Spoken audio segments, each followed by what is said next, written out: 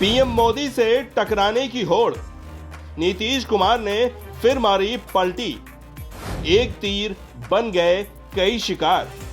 24 में पीएम की उम्मीदवारी की रेस। नीतीश कुमार विपक्ष के बने दावेदार। बिहार की राजनीति में हो रही पलटीबाजी यूपी समेत देश की राजनीति की रणनीति को पलटने वाली है। इस पलटीबाजी के कारण देश की पूरी राजनीति ही पलट कर रह जाएगी। जिस रणनीति पर विपक्ष चल रहा है उस रणनीति में बहुत बड़ा फेरबदल हो जाएगा। विपक्ष की सियासत की पूरी केमिस्ट्री बदल कर रह जाएगी। इस पर आएंगे, लेकिन सबसे पहले नीतीश कुमार की पलटबाजी राजनीति जान लीजिए। पलट ये बिहार की बयार में खूब रफ्तार के साथ निकल पड़ा है, बहता ही जा रहा है। समझ ही गए होंगे, बिहार की राजनीतिक समझ वाले सागर के गागर में यही बात तैर रही है। चल पलट किसके लिए है ये समझ ही गए होंगे। वही बिहार में काबा नीतीश कुमार बा वाले सुशासन के खैवनहार सुशासन बाबू नीतीश कुमार ने सुसंस्कृत सुसज्जित तरीके से सुस्वागत के सियासी माहौल को सुसंगत तरीके से एडजस्ट कराने में कामयाबी हासिल की है। कल तक अपने आरजेडी वाले तेजस्वी यादव नीतीश कुमार को पलटूराम कहते अघाते नहीं थे। पलटूराम जैसे करिश्माई शब्द के निर्माता तो तेजस्वी के पिता लालू यादव ही रहे हैं। इसलिए इस शब्द की उत्पत्ति पर एकाधिकार तेजस्वी यादव को ही मिलता है। लेकिन उनके हृदय ने परिवर्तन की राह को कब अपना लिया? 22 अप्रैल से ही नीतीश कुमार को पलटूराम चाचा कहना छोड़ दिया। इसलिए ये मत समझिए कि राष्ट्रीय जनता दल वाले ऐसा कह रहे हैं, बस वो तो इस शब्द के निर्माता हैं। इस शब्द को तो किसी और ने हाईजैक कर लिया है।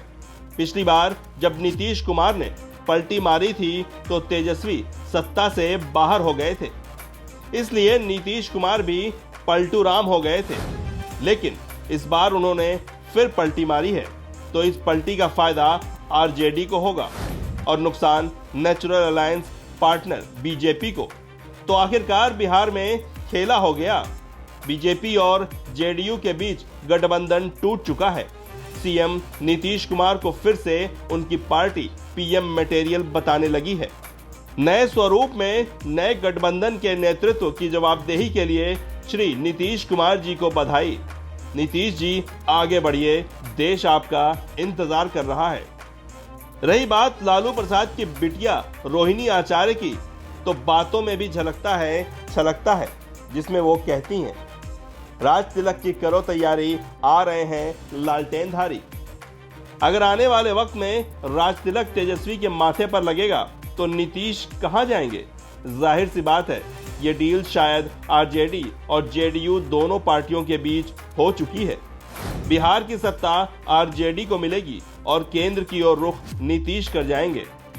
यानी सीएम नीतीश की वो पुरानी कसक, जिसकी उन्होंने खुद तो कभी चर्चा नहीं की, लेकिन उनके दल के नेता गाहे बगाहे लगातार कहते रहे हैं। आरजेडी भी उन्हें पीएम पद का दावेदार बताती रही है। 2013 में भी जब बीजेपी ने नरेंद्र मोदी को पीएम पद का उम्मीदवार बताया था, तो नीतीश ने इसका विरोध करते हुए बीजेपी से गठबंधन तोड़ लिया था। तब भी कहा गया था कि नीतीश भी पीएम मटेरियल हैं। 2015 में बिहार में महागठबंधन की जीत के बाद भी उन्हें पीएम मटेरियल बताया गया। यानी बिहार में नीतीश ने एक तीर से कई शिकार किए हैं। बीजेपी से पल्ला झाड़ा और आरजेडी के साथ मिलकर सरकार बनाने की तैयारी कर ली है। और तो और 2024 में नीतीश बनाम पीएम मोदी का मुकाबला असंभव भी नहीं दिख रहा। अभी कुछ दिन पहले की बात है, गृह मंत्री अमित शाह ने ऐलान किया था कि 2024 के लोकसभा चुनाव में एनडीए पीएम मोदी के नेतृत्व में चुनाव लड़ेगी। दूसरी तरफ विपक्ष अभी एक मत नहीं है, यानी वहां तो दावेदारी वाली कुर्सी ही खाली है। पहले तो कई बार नीतीश पीएम पद के दावेदारी को हंसी में टाल गए थे, लेकिन इस बार शायद वो सीरियस हैं।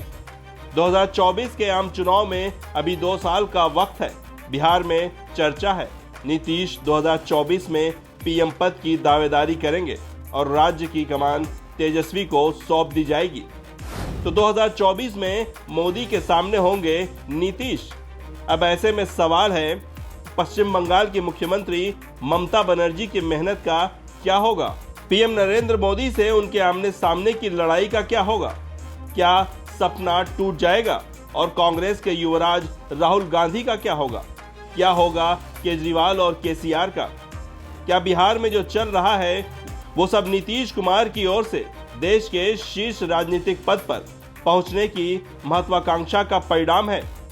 तेजस्वी के चाचा नीतीश कुमार का क्या अखिलेश यादव साथ देंगे?